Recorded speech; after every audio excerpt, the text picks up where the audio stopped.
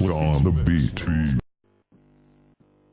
What's up, fight fans? It's your boy Nick from NickPortellaMMA.com.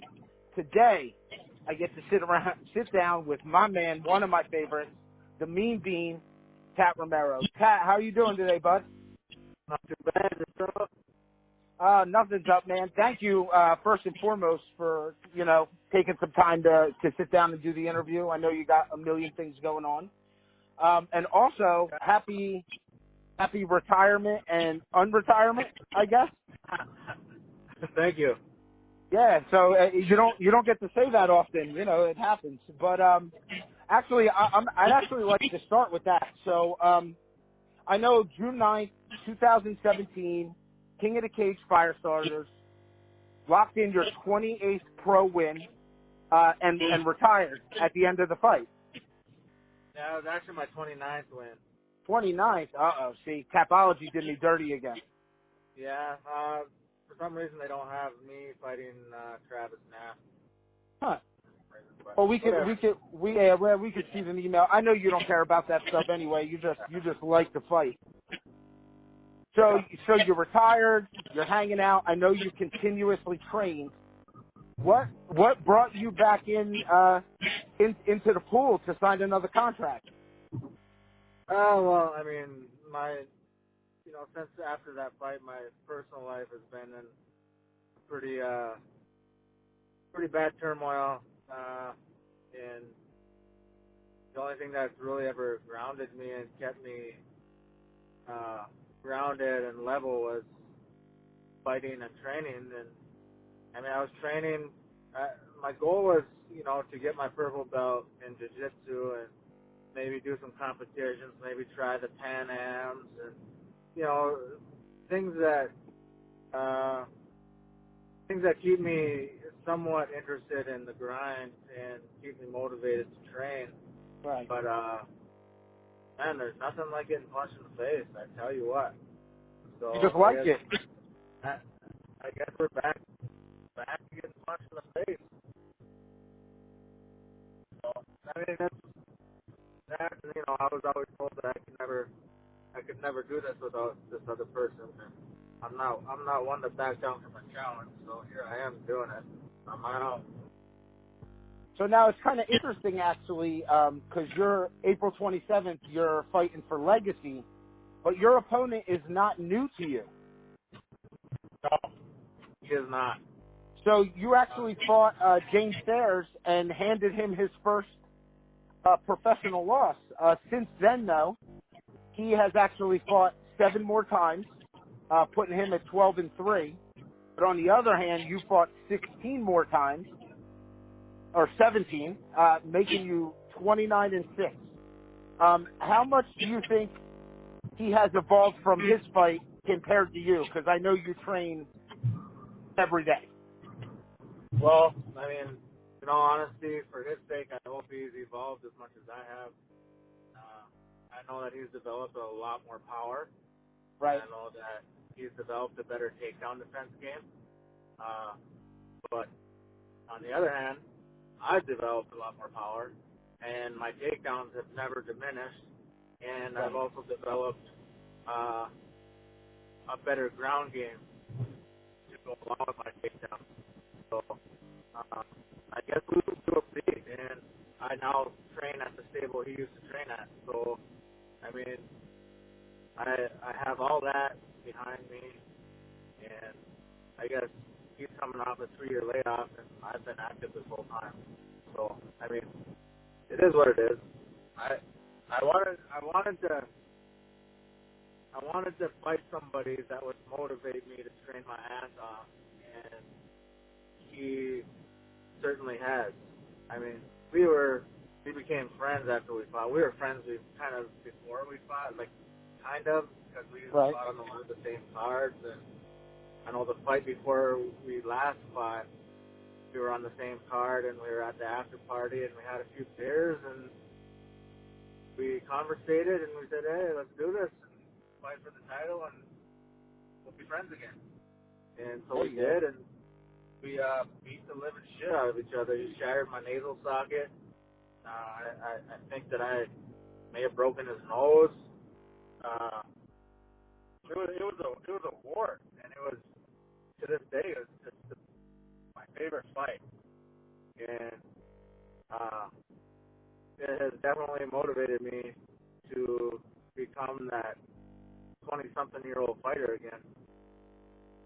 Right. Now I know the whole time you've had an excellent ground game. You started wrestling like as soon as you could walk, almost, right? Age of 3 or 4, 3 years old.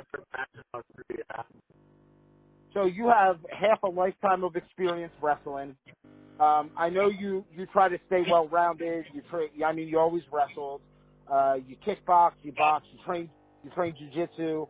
The question is this: you train guerrilla jiu-jitsu. I remember that from the last time we talked.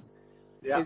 Is there a difference? Like, I know Gracie jiu-jitsu and 10th Planet are different. Is there a difference in the style of jiu-jitsu that you train compared to the other ones?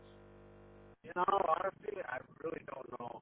And, I am me. I do my own jiu-jitsu. I'm a grinder. Right. I've been told I'm extremely heavy on top. I will admit that my guard game kind of sucks because I don't like to be on the bottom very often. And, that's something that, in my jiu-jitsu career, it's been a goal of mine is to work on my guard game and in order to compete over with the California boys, and I know that is definitely marquee over there. So I've been doing my best to get better at my guard game, but my top game is always good. Yeah. Now I know you said you feel you've been told you're very heavy on the top, and it kind of sparked this question. Now I know you walk around around 220 or so. That your walk around weight. Yeah, I started this camp at 227. Right, but you will cut down to 170. You've even made it to 55 in the past. Do you have any? What's your method to use? Because I know you always say you feel great when you cut weight. Do you have any is there a trick to it, or do you just know your body so well at this point that you know your limitations? It's slow and steady wins the race with cutting weight. That's the smartest way to do it is clean eating, slow and steady, trust the process. And I am constantly second guessing my diet. And am I going to do it right? Am I going to make it? And that's my biggest fear is not making weight. So I'm always trying to stay on top of it. I'm human. I have my cheat days. I love ice cream. I love pizza. So does everybody. Right. So I'll have my cheat days. There's not a camp that I've ever had where I've gone a full camp with eating super, super clean, except for when I cut down to 155. I was at close to 240 when I decided that I was going to try 155. And, again, I was told I would never make 155. I'm not one to back down from a challenge, so I did it. And I ended up weighing in at 152, and I stepped on the scale before I fought, and I was at 189. So it was the first time in my career where I actually felt sorry for the guy I was about to fight, because he was walking around at 55. Like, dude, I put 30 pounds on in a day. We're about to get it in.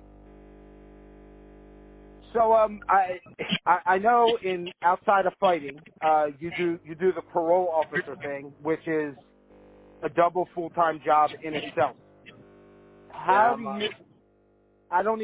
you? Oh, go ahead. You're the one. No, I'm an intensive pretrial release officer. It's a little different than parole, but essentially I'm a probation officer. So you got to chase down bad guys all day, all night. For the most part. So with that kind of schedule, because I know that the hours can be crazy and stuff. How do you even fit training into your schedule? To fight at any pro level, you got to be dedicated to your training like it's a job. How do you even manage that kind of schedule? It amazes me, actually. It's a grind, man. I'm not gonna lie. It has me second guessing myself a lot, and I know at the level I'm fighting at, the fighters that I should be fighting at this point in time in my career are, UFC type guys, and I'm no dummy. I know that I should be training full time and not working full time, but at the end of the day, I've worked way harder in my life to become a probation officer than I have to become a fighter. So I've never sacrificed my career for my fighting career, and I've always stood strong to that. And I think that's the main reason why I'm not in Bellator or the UFC is because I just haven't made the necessary sacrifices that a fighter would need to make to get to that point, and I'm okay with that. Yeah, and what's funny is if you go by your record, there have been people that made that climb with a lesser record. To be honest. And I think that I would have made the UFC if it hadn't been for a couple of bad judging calls. But at the end of the day, you know, that's why you don't leave it to the judges. And I'm not bitter about that at all. I mean, the Creator puts things in front of us to test us, and I'm still here. Yeah. So you kind of have become almost like you're very interactive with your fans, and you know there's tons and tons of people. When I had told people I was resetting up to interview again, you know, people were coming out of the woodworks waiting for it. How important do you think it is to interact with the people that support you, the people that you don't know? I mean, because I see people post things in social media, and you're more than willing to interact with your fans, no problem. I think that fan interaction should be a huge priority to any fighter that aims to make a difference and use fighting as a pedestal, platform to make a difference in young people's lives. And that's exactly what I try to do, and that's why, you know, I don't look down my nose at people. I mean, if people want to interact with me, great. I love the fan interaction. I'll go out of my way to take pictures with people. I mean, I think it's key in any fighter's career, and you know, I'll never sacrifice my character to gain fame in any kind of way. I mean, I am who I am. I mean, whether I'm a fighter, a probation officer, or just some dude walking down the street. Right, you're not willing to change your character to go further. Right. Which is a good thing. That's a good thing. That's what real that's what real people do.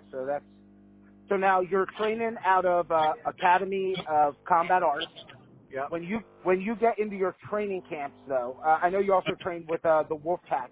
How much cross training do you do between gyms? Well, I have a great kickboxing coach, Jared Zahalka. He's my best friend, and it's hard for me to make the transition to being the striker that he wants me to be, just based off all my years of being a hard-nosed grappler. But I mean, I believe that I'm making some strides, and hopefully that we'll see the difference on the 27th. But I do a decent amount of cross training. I do jiu-jitsu 2 to 4 times a week, and then I do kickboxing. I try and get in with my trainer at least once or twice a week, and then on the weekends I'll drive 5 hours to Fargo to do training with the pro team at APA. Oh, there you go. But it has been argued by myself and many that the best base for this game is a wrestling base. I agree with that. Yeah, I've argued this, and, you know, you could go back and forth forever, but it always seems that the fighters with an extensive wrestling base always fare out better, maybe, for some reason. Yeah, I mean, wrestling's the oldest sport in the history of mankind. Right. Been around forever and a day. So now here's the question for the people that follow you, because I wasn't able to find this. How many fights did you sign with Legacy? Just this one. It's just going to be one? Are we going to see you again after this? Maybe not for Legacy, but will we see you again? One fight at a time at this point in time. I mean, I could retire right after this fight again. Who knows? But I mean, right now I'm living for the 27th, and that's that's the extent of it. Like I said, I'm not trying to get to the UFC. I mean, if they come knocking, I'll open the door and I'll take a fight. But I have no legitimate goals as far as being in the UFC or the Bellator.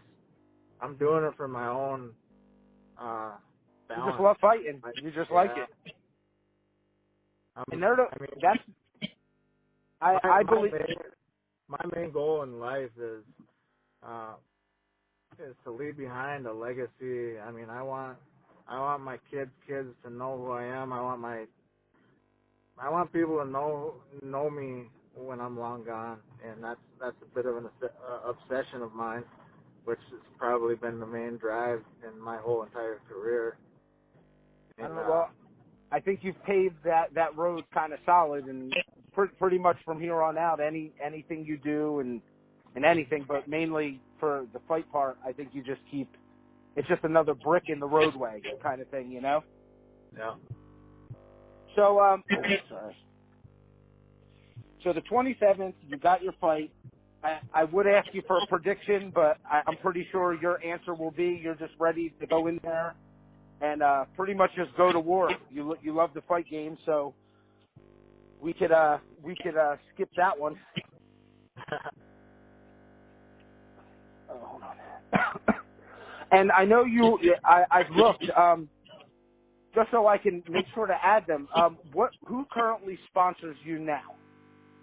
A couple of my big sponsors, national sponsors, are War Tribe Gear. They've sponsored me. They've had my back for, I think this is the 4th year, and I think I'm one of the only fighters, other than like a handful of fighters, that haven't made the UFC, and so I'm still pretty honored that they still sponsor me. And I signed an exclusive deal with them, but they were gracious enough to honor me and allow me to honor my culture by endorsing Native American Fighter. And so they're another one of my sponsors. And then Grip Mouth Guards, they've been with me for quite a long time. And I have a ton of local sponsors. I believe in supporting and endorsing the local companies, the local businesses around my area on the Iron Range. So I have a lot of sponsors that support my career, and I'm very grateful for that. And I have a wonderful community support that support me, and I can't say enough about the support that I get. It's very humbling. Yeah, and it's got to be cool for you. Like people probably kids see you on the street or wherever, and they, run up and sign this and take a picture with that. That's got to be even better than anything, than any win. The fact that you're appreciated for the art that you train for, and like you said, building the legacy. Yeah, it's very humbling. I love it, and it's something I've always dreamed about. To be a role model in the youth of our future. Right. Well, and you're doing that too. So whether there's more fights or this is it, I think the legacy that you were speaking about building, I think you already built it, and the rest to me is just icing on the cake for you, my friends. I hope so. And is there anybody that you would like to thank? I know you said your sponsors, but any people personally that you'd like to give the shout out to? Oh, my family has always been key in my career, and my boys have always been a motivating factor for me. And since the transition, I've really made a point to try and be in my kids' lives more, and since I retired, I'm back, and they've always been my priority, my career. Everybody I work with is so supporting of what I do outside of my job, and I mean it's tough, especially for my supervisors to have my back in a sport that's kind of got a bad name in it, considering what I do for a living, and they've always been they've always been supportive of what I do, and I'm very grateful. I think it's because you use it for good. I think that's the key. It's because you use it for good. Well, I'd like to say this. As you would know, and a lot of the people that follow me would know, you've always been one of my favorites. You are absolutely welcome anytime to come on to talk about anything you want. I would recommend that everybody follows Tat on social media. Check him out on Facebook, Snapchat. The guy's hilarious on top of being badass. As for me, you can follow me on Twitter at Nick Portella MMA. Same thing with Facebook, Instagram, where this will end up getting posted. Tat, on the 27th, I wish you the best of luck, and we will absolutely get together and talk again after the fight. Absolutely. All right, take care, my friend. You too, brother, man. All right. Hey, Tat. Yeah. All right, I can edit